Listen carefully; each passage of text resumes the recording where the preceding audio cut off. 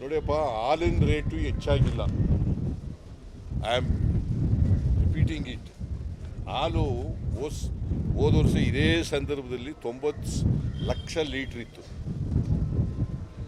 90 ಲಕ್ಷ. ಈಗ 99 ಲಕ್ಷಕ್ಕಿಂತ ಜಾಸ್ತಿ ಆಗ್ಬಿಟ್ಟದೆ.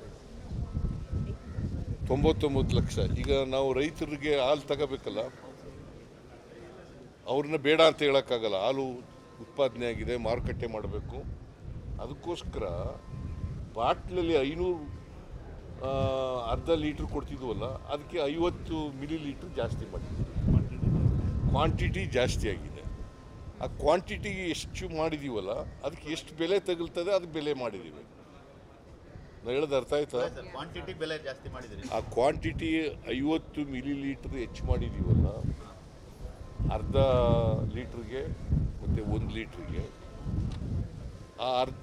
ಅದಕ್ಕೆ 2 ರೂಪಾಯಿ 10 ಪೈಸೆ ಆಗುತ್ತೆ. 2 ರೂಪಾಯಿ 10 ಪೈಸೆನ ಅದನ್ನು 2 ರೂಪಾಯಿ ಮಾಡಿದ್ದೀವಿ. ಇಲ್ಲಿ ಬೆಲೆ ಎಲ್ಲಿ ಹೆಚ್ಚು ಮಾಡಿದ್ದೀವಿ? ಎಲ್ಲಪ್ಪ ಹಾಲಿನ ಬೆಲೆ ಎಲ್ಲಿ ಹೆಚ್ಚು ಮಾಡಿದ್ದೀವಿ?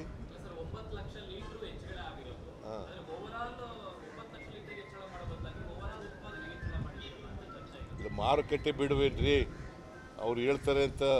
ಹೆಚ್ಚಿನ ವಿಡಿಯೋಗಳಿಗೆ ಪ್ರತಿಧ್ವನಿ ಯೂಟ್ಯೂಬ್ ಚಾನೆಲ್ ಸಬ್ಸ್ಕ್ರೈಬ್ ಮಾಡಿ, ಬೆಲ್ ಐಕಾನ್ ಕ್ಲಿಕ್ ಮಾಡಿ.